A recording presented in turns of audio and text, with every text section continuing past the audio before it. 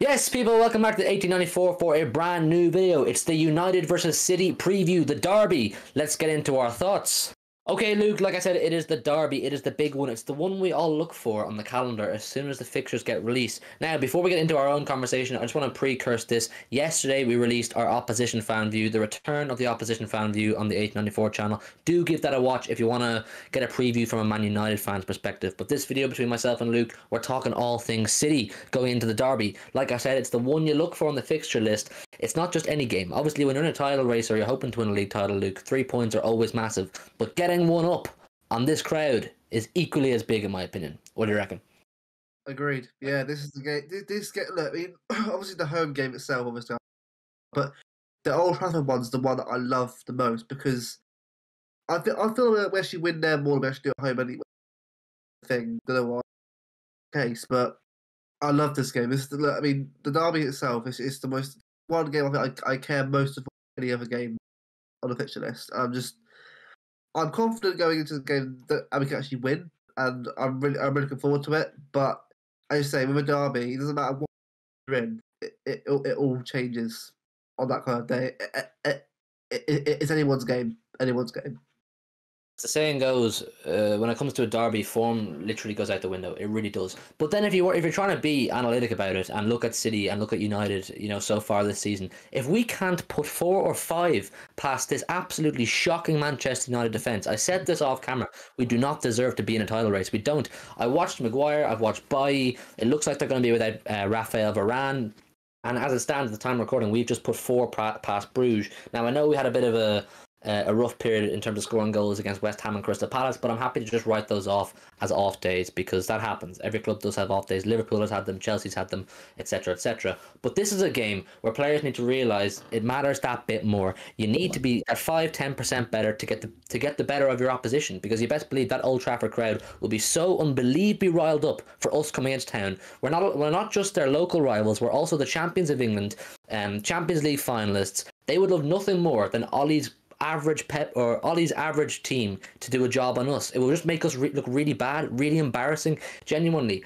I don't get embarrassed losing derbies. I haven't done in recent years, even though we have always been better. I just kind of look at it as if, look, it's a derby. These things happen. The luck of the draw, it's not sometimes on your side. But for this particular game, Luke, and you can give me your opinion after, I would be embarrassed. They're a really bad team right now, and we should be a really good team on the day with the amount of quality players we have. We have so many attacking outlets. I mean, just watching tonight's game, some of the players were absolutely amazing, both starting on the pitch and coming off the bench. We should be able to rip their really, really mediocre defence apart. Yeah, although I would say if I had to describe if there was one word that would sort of, well, one name that a team that does concern me, no matter how good our defence is, Ronaldo. It doesn't matter what you think of Ronaldo as a person, player, but you watch him recently for United, he bails them out a lot. And even at 36 years old, he's still that level where he can score a goal out of nothing. And it's why I would say for us this game, we have to take our chances. I know we obviously won 4-1 against Bruges in the last game, but this is the game that we have to take our chances in. Any big game, if you don't take your chances, you don't have to win. It's that simple. And this is the kind of game there where I love it if Raheem Sterling on the right, because you can sort of just drive at their fullbacks, but make Luke Shaw, make Wan-Bissaka think. Trust me, under pressure they struggle a lot, especially Maguire. Especially Maguire under pressure, he literally bottles it every time. And this is the kind of game where I want to like a Jesus to constantly pressure him, constantly annoy him. This is the game where every player should be literally to pressure and annoy the hell out of them. I want to win, you want to win. Every single man wants to win. This is important. Absolutely, and you mentioned Ronaldo. Yes, he really is a terrific player. He is, but he is, in my opinion, their scapegoat. He is the main guy that they look to. He is their game winner. He's their everything. I think in big games, there's enough evidence to suggest that Bruno Fernandes just does not turn up for them. He really doesn't. So they will be looking to Ronaldo, and this is a massive opportunity for Ruben Diaz and now John Stones. The Laporte is suspended to really make a name for themselves. It's a big one for Diaz. He's going to be up against an absolute machine in Cristiano Ronaldo, someone he probably knows quite well from training with him and playing with him for Portugal. It's a chance for Diaz to really make a name for himself and say, I am up there with the best of the best centre halves in the world.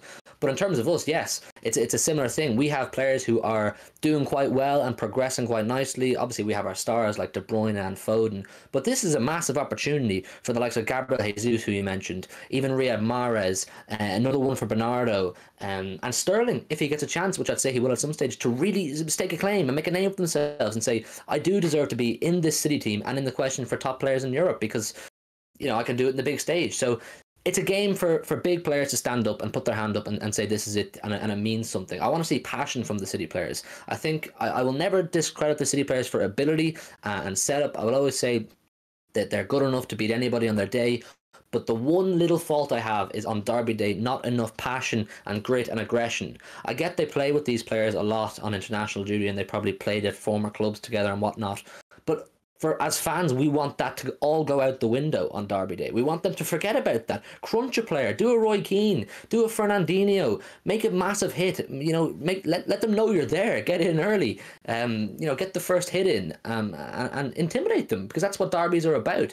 We want this to be aggressive. We want City to play in their style, the way it works for us. Pep not to overthink it, make any silly decisions, and just make it work. Be aggressive, be ruthless in everything we do. And I think we have more than enough quality. On paper, we are so much better. It's just about being aggressive and showing that Derby Day passion. And you can tell, even myself and Luke were slightly more animated than we usually would be in a preview, because this game means something to us and we want it to mean something to the players. I'm not saying that it doesn't, but we want to see it physically, Luke.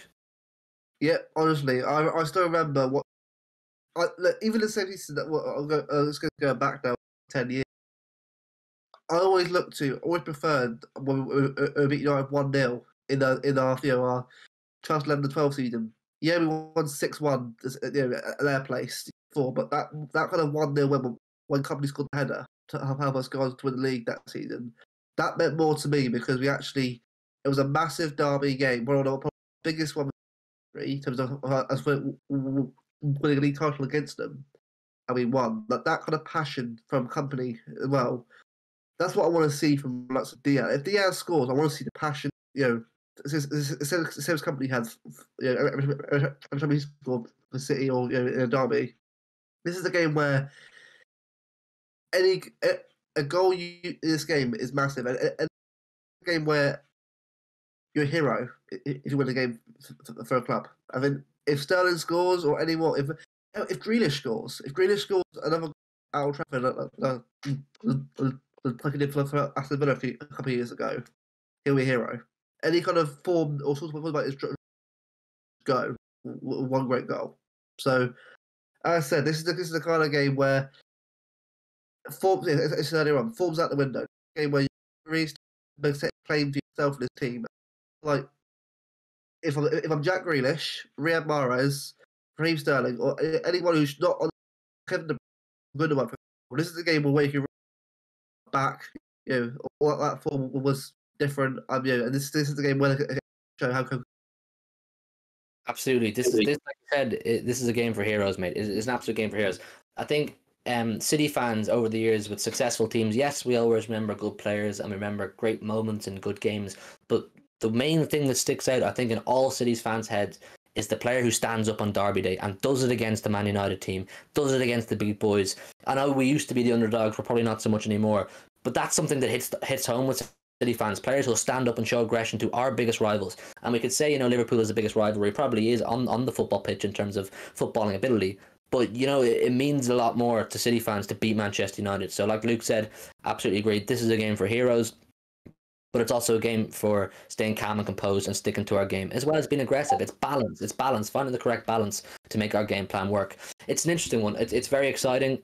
We would have spoke more on the Man United thing if we hadn't done the opposition fan view yesterday with James. So do go have a look at that. We go in depth on the whole Man United situation there. But myself and Luke just wanted to give you our kind of quick thoughts going into the game. So we're going to move over to our predicted starting 11. Hopefully it is correct, because I think it is the strongest City team possible at the moment that can take the field.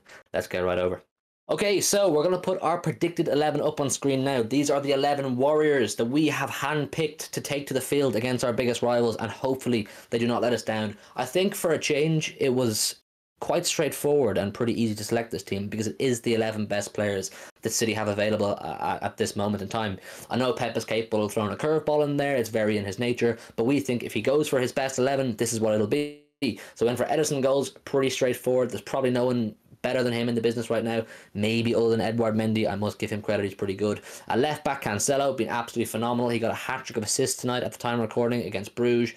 He's definitely earned his place against Man United. Diaz and Stones. Diaz was always going to be there because he's Diaz. Stones has come in to replace Laporte, who's now suspended. This is a chance, like we said, for players like Stones to come in and make a name for themselves, get that shirt back, and get themselves regularly back in the starting 11. Kyle Walker, trusty as ever at right back. I think this is a pretty solid back four, and if we remember last time we were in Old Trafford, Luke, Stones and Diaz had a pretty good time. Oh, I did, yeah. I absolutely love that game, and yeah, I think this is back together as like as a centre back duo. Look, I think Laporte will be good anyway if you play this.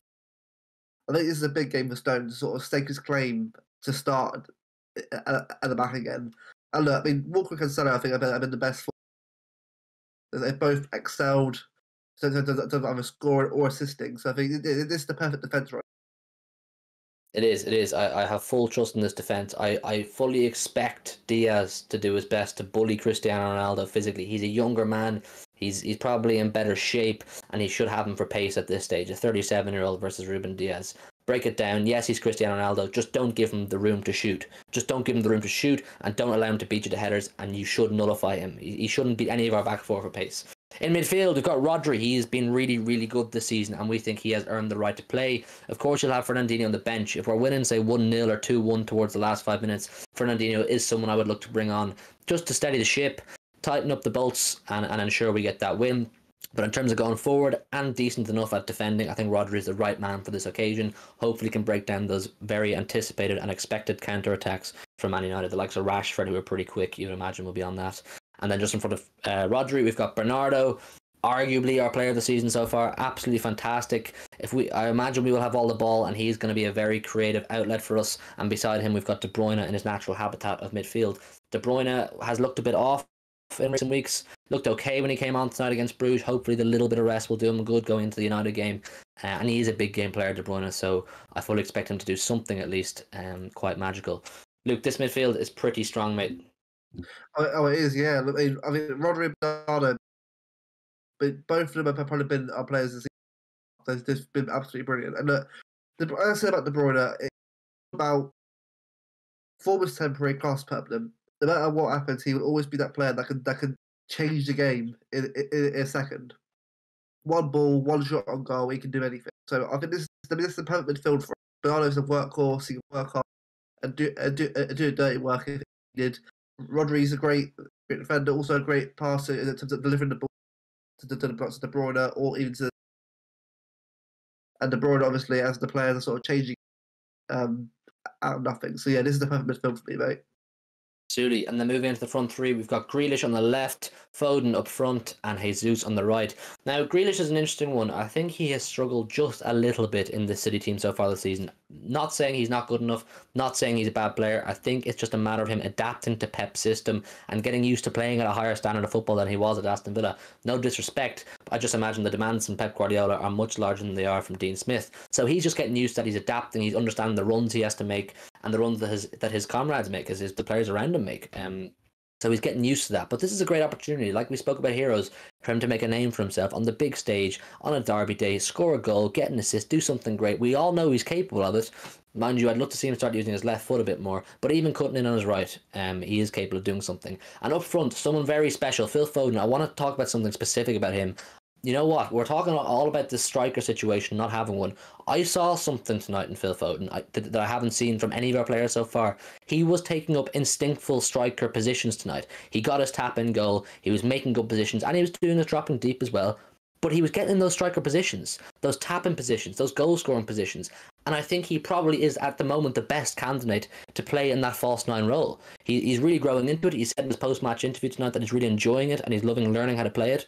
I think with more time there this season, he could grow into it even more, even though it's probably not his long-term position. You know, when we do get a striker in, Foden will drop back into his natural habitat of midfield or on the wing. But for now, I think he's a fantastic acquisition in that false nine role through the middle. He seems to be growing into it nicely. He's cute enough and he has all the technical ability to do so. Then on the right, like I said, we have Jesus, another player who's been a revelation this season, similar to Bernardo, similar to Rodri. He's been one of our top players this season and he's doing really, really well. Luke, this front three, I think it's pretty strong. Some of them have some stuff to prove still, and some of them are just flying high. Yeah, exactly. I mean, I think Jesus has been, I wouldn't say he's been consistently great, but he's been, scoring goals and getting this, especially from a position where he's playing a striker. So he's doing well in a different position. As about Grealish, yeah, I think for me, Grealish, that's about adapting. It will come good. Like Leroy Sané, Raheem Sterling, time to adapt to a system. It takes time, and I can guarantee you, I think he will absolutely smash it towards the end of the season, going into that season. I think it'll come good for him. And Foden, yeah, unbelievable. I think the way he's going, I think he'll hit world class soon enough, or he might be already there. But I think he's not far off. Definitely not off being in that brand. It's absolutely that's just front for perfect in terms of how we sort of distribute the ball. I think if we get the ball playing either with the Grealish, have them three work together, as a good sort of like triangle, it'd be perfectly ideal for this team. I think this Saturday, 100%.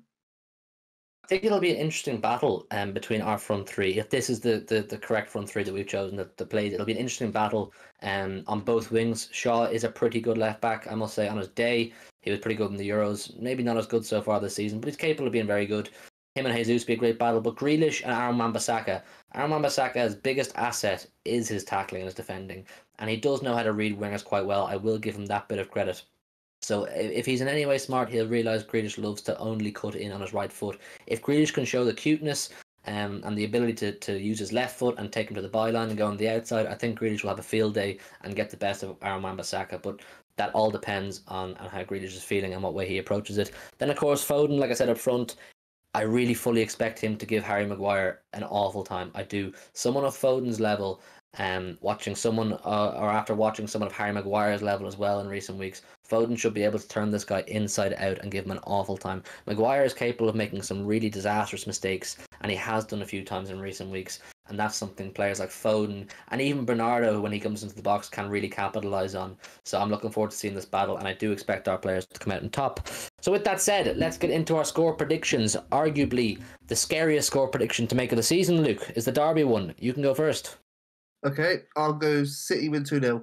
I think it'll be a bit like the League Cup semi-final. I think it'll be very close. United, I think, as you said earlier on, we should bat 4 or 5. But I feel like as a derby, it's always close to derby day. I think it'll be like a 2-0. I'd love it to be 3 or 4, but I'm going to stick to my guns and say 2-0. Luke says 2-0. Now, I'm going to blow your minds for a sec, and I'm going to pre-curse this because I think it needs it. I think we are due a pasting on Man United. I do. I think we're due to absolutely thump them at some stage. And it's kind of been building up. You had very poor performances against Palace and West Ham. A good confidence-building performance tonight against Bruges should get the lads ripe and ready for this derby. I'm going to say 4-1 City. I think Ronaldo gets a goal at some stage because he's quite inevitable, and maybe it's a consolation, I don't know. But I think some of our players who feel they have a point to prove will step up, grab this by the horns and go for it. I'm really, really confident about this one. I'm optimistic. I'm usually optimistic about City games, but for some reason I just think we're going to go out and blitz them. I think we're going to realise it's time for us to make our statement. Liverpool beat them 5-0. It's time for us to show why we are in the title race and why we are not, to be secondary to teams like Liverpool and Chelsea. So I'm going to go 4-1, put my neck on the line. I usually don't say scorelines that high, but for this, if it comes off, I think it'll look absolutely fantastic in the review if we could clip this. So 4-1 from me, 2-0 from Luke. Listen, I take either or. I'm just being overly optimistic, me. Leave a like on the video, subscribe if you're new. Do leave your thoughts down below on our starting 11. Do leave your score predictions down below as well. We love hearing what you have to think. We've got a lot of new subscribers recently, so we'd love to see what you guys think. And we'll see you hopefully with a review of success, a win over our rivals. And of course, do join us for the watch along as well, live on the day. Thank you very much. Good night.